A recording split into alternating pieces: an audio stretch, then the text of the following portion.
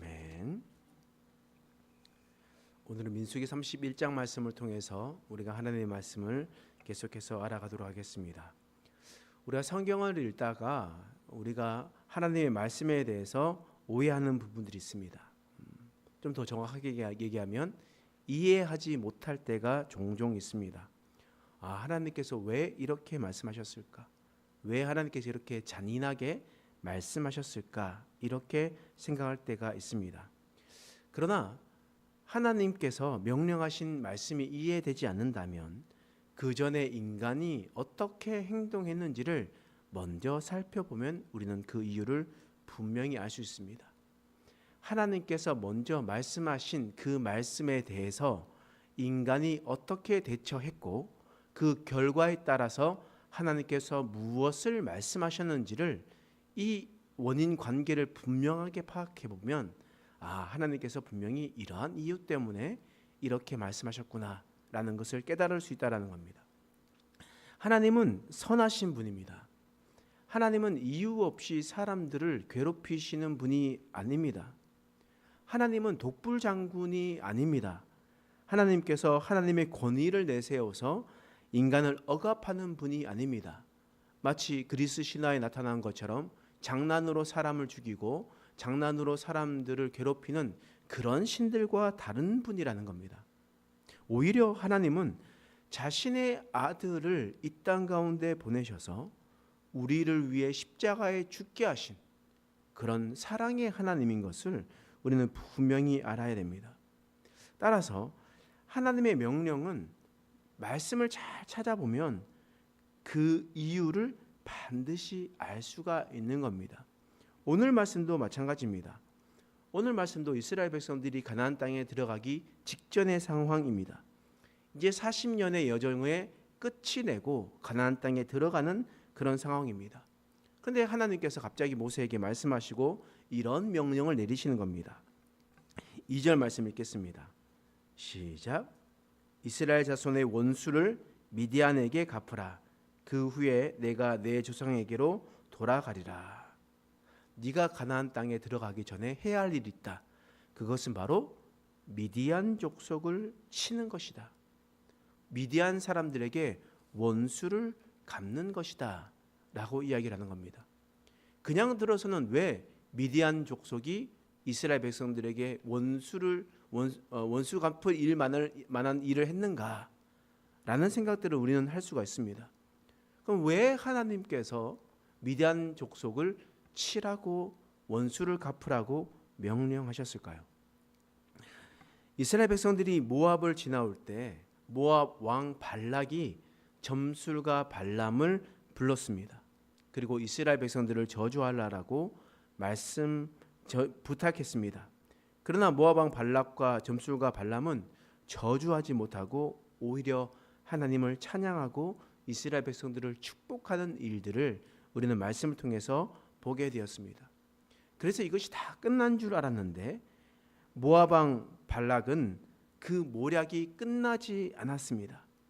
모압 왕 발락은 여인들을 동원해서 이스라엘 백성들을 우상에 빠뜨리게 하는 그런 일들을 하게 했다라는 거예요. 이때 하나님의 심판이 있었죠. 진영에 연병이 생겼습니다. 이로 인해서 24,000명이 죽임당하는 무시무시한 징벌을 받게 되었던 겁니다.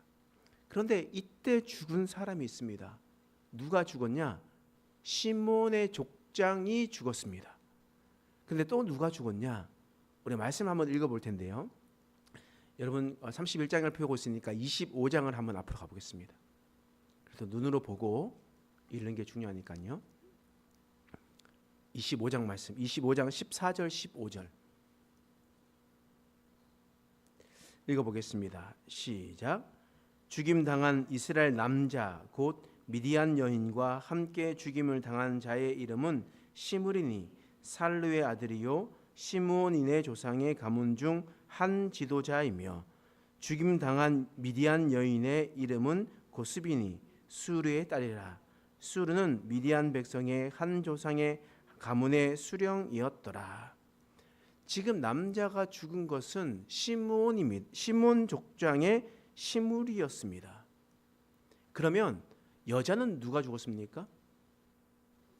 미디안 여인의 이름은 고스비다라고 기록됐습니다. 어느 족속의 사람입니까? 미디안의 사람이었습니다. 하나님께서 미디안을 치라는 이유가 여기에 있었습니다. 왜냐하면 미디안 여인이 모압 여인들과 함께 이스라엘 백성들에게 우상을 숭배하게 하기 만들었기 때문이었습니다. 그래서 하나님께서 이 미디안을 그냥 좌시하지 말고 반드시 쳐라, 원수를 갚아라 라고 하나님께서 말씀하셨던 겁니다. 그런데 오늘 말씀에 보면 미디안 백성들만 친 것이 아니었습니다. 누굴 쳤냐? 7절 말씀 한번 읽어보겠습니다. 31장 7절 말씀 함께 읽어보겠습니다. 시작. 그들이 여호와께서 모세에게 명령하신 대로 미디안을 쳐서 남자를 다 죽였습니다. 그리고 8절 말씀 읽겠습니다. 그 죽인 자 외에 미디안의 5 왕을 죽였으니 미디안의 왕들은 레위와 레김과 수르와 후르와 레바이며 또 부올의 아들 발람을 칼로 죽였더라. 지금 7장 7절과 8절을 계속 읽어보면 미디안의 남자를 죽였고 미디안의 5 왕을 죽였다라고 기록되어 있습니다. 또 누굴 죽였습니까? 부올의 아들 발람을 죽였다라고 얘기했습니다. 그러면 왜 하나님께서 발람을 죽이라고 하셨을까요? 발람을 생각해 보면 축복하고 돌아간 것 아니겠습니까? 우리는 민수기 22장부터 24장까지의 말씀에 발람의 이야기를 한번 살펴보았습니다. 발람은 처음에 하나님의 말씀을 듣는 것 같았습니다. 그런데 그 후에 그의 탐욕으로 다시 모압 왕 발락에게 따라가게 되었습니다. 또 그곳에서 이스라엘 백성들을 저주하려 하였으나 하나님께서 오히려 그들을 축복하고 하나님을 찬양하게끔 하셨습니다. 그리고 난 다음에 그 모든 것이 끝났다 생각했습니다. 24장으로 끝났다고 생각했습니다.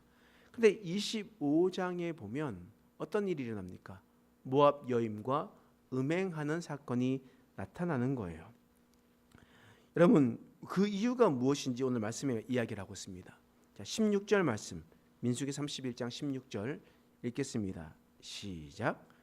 보라, 이들이 발람의 꾀를 따라 이스라엘 자손의 부울 사건에서 여호와 앞에 범죄하게 하여 여호와의 회중 가운데 연병이 일어나게 하였느니라. 여기에서 우리는 힌트를 알 수 있습니다. 발람의 꾀를 따라라고 하나님께서 말씀하셨습니다. 발람이 어떤 꾀를 냈냐? 부올의 사건에 대한 꾀를 내었다. 그리고 그 결과로 이스라엘 백성들이 연병으로 죽게 되었다라고 이야기를 하는 겁니다. 그러면 이런 의미가 무엇이겠습니까? 여러분, 부올 사건이 무슨 사건인지 혹시 여러분 알고 계십니까? 민수기 25장 한번 살펴볼까요? 한번 펴봅시다. 부올의 사건. 민수기 25장을 보시면 그 위에 제목이 뭐라 되어 있습니까? 주제가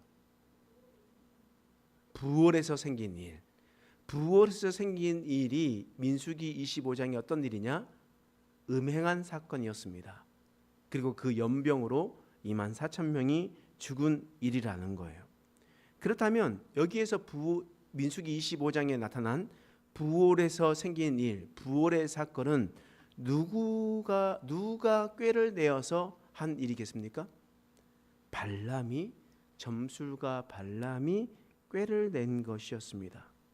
다시 말하면 이스라엘 백성들이 우상에 빠져 심판받은 것은 바로 발람의 꾀를 낸 것이며 모압 여인과 미디안 여인이 함께 동참한 일이었습니다.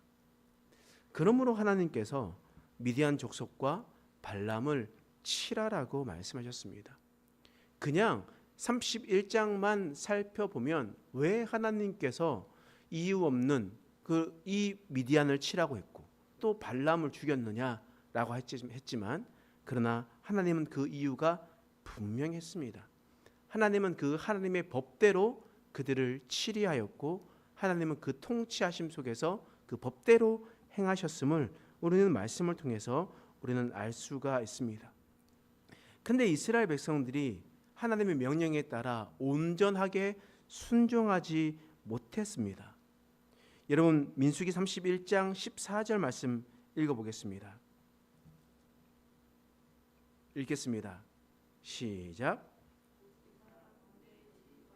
곧 싸움에서 돌아온 천부장들과 백부장들에게 노하니라. 지금 열심히 나가서 싸웠던 사람들에게 격려를 하지 못할 망정 노하고 있습니다. 그러면 왜 모세가 이 사건에 대해서 노하고 있겠습니까? 9절 말씀 읽어볼까요? 읽겠습니다. 시작.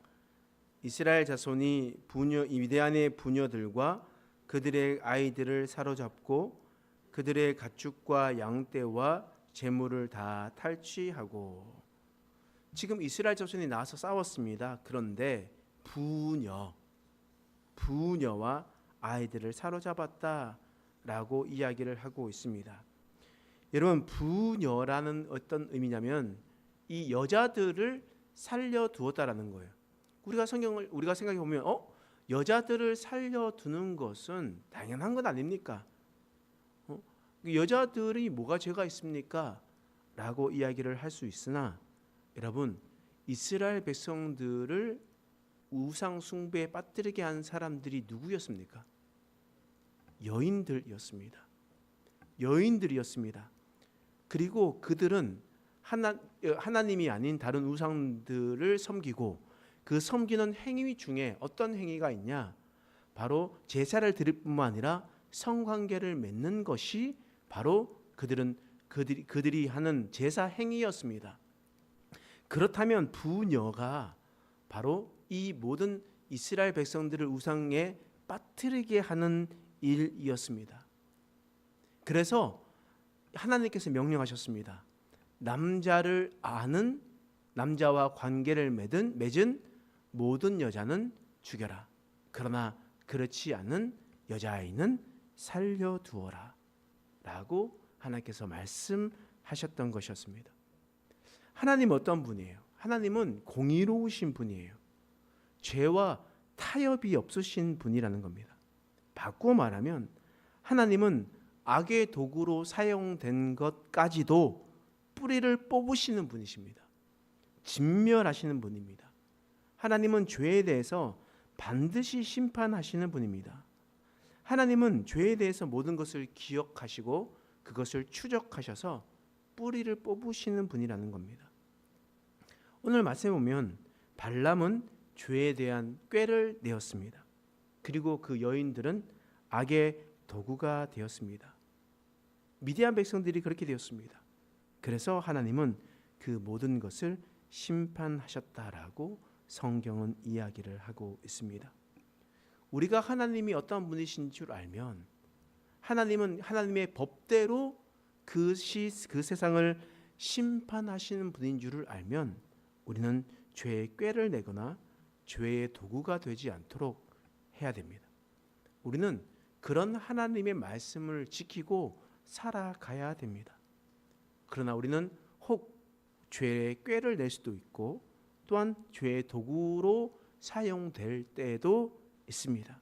그러므로 우리는 늘 깨어 있어서 하나님께서 말씀하신 그 말씀의 원칙대로 살아가는 저와 여러분 되시길 간절히 축원합니다. 기도하겠습니다. 하나님, 오늘 말씀을 통해서 우리를 깨닫게 하신 것 감사합니다. 하나님의 역사는 그냥 일어난 것이 아니었습니다. 하나님의 법과 하나님의 원칙대로 그 모든 것을 통치하시고 또한 심판하시는 하나님인 것을 우리는 살펴보았습니다.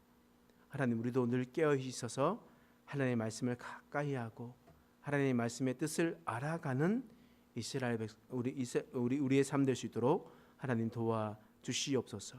영적인 분별함이 있게 하여 주시고 하나님의 뜻을 온전히 알아가는 인생 되게 하여 주시옵소서. 감사드리며 예수님의 이름으로 간절히 기도드립니다. 아멘.